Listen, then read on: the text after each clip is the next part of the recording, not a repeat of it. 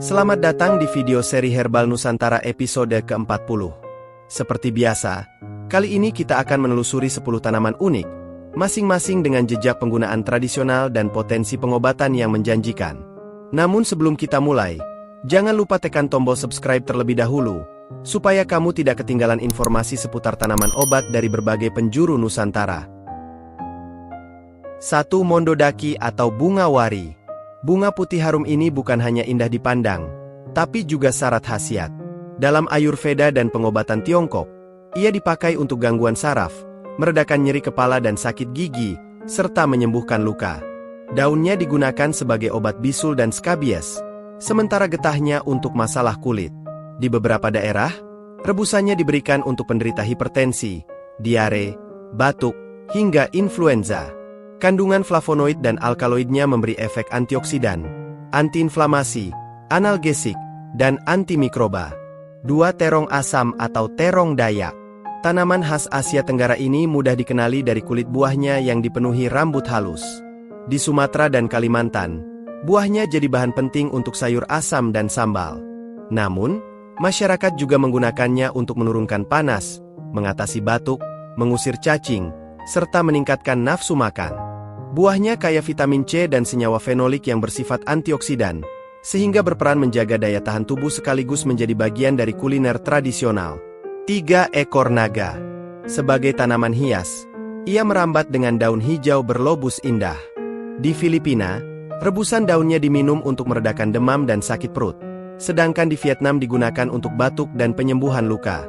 Daunnya sering ditumbuk untuk baluran luar, sedangkan batang mudanya dipakai sebagai penyejuk tubuh. Kehadiran ekor naga dalam tradisi pengobatan Asia Tenggara menunjukkan bahwa tanaman hias pun bisa menyimpan khasiat medis yang penting. 4. Kecrutan. Pohon berbunga merah menyala ini berasal dari Afrika, namun kini banyak ditanam di Asia sebagai tanaman hias. Dalam pengobatan tradisional Afrika, kulit batangnya direbus untuk mengatasi malaria, disentri, dan cacingan.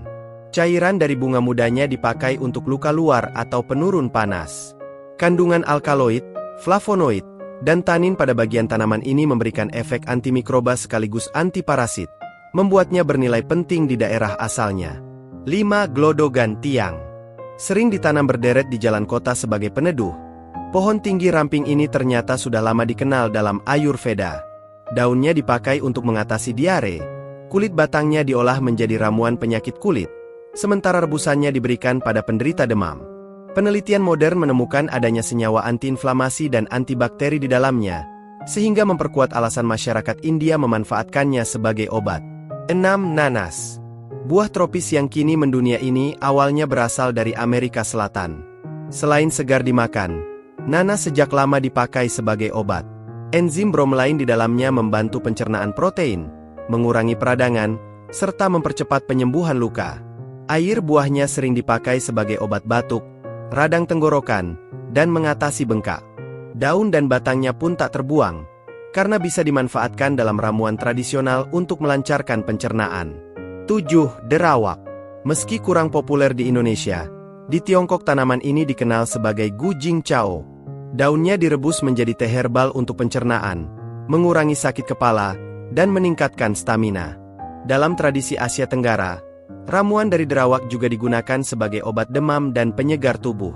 Kandungan flavonoid dan saponin membuatnya bernilai sebagai tanaman obat sekaligus bahan minuman sehat. 8. Ara atau loa. Buah ara tumbuh bergerombol langsung di batang pohonnya, menciptakan pemandangan unik. Dalam Ayurveda, buahnya digunakan untuk asma, diabetes, dan radang lambung. Kulit batangnya dipakai untuk diare, sedangkan daunnya ditempelkan pada luka untuk mempercepat penyembuhan. Catatan penggunaan buah ara telah ada sejak ribuan tahun, menunjukkan betapa pentingnya pohon ini dalam tradisi pengobatan Asia. 9. Timun rambat. Buah kecil berwarna hijau kehitaman ini dikenal di Meksiko sebagai diuretik alami dan obat untuk lemah jantung.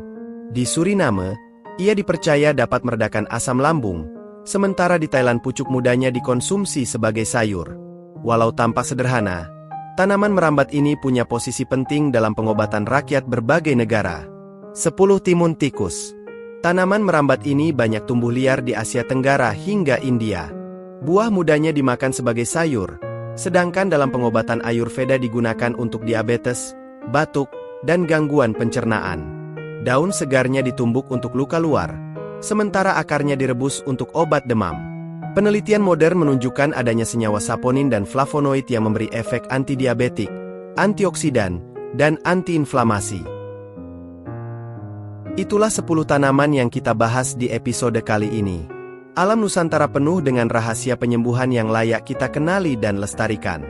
Tekan like dan subscribe agar tidak ketinggalan episode Herbal Nusantara berikutnya.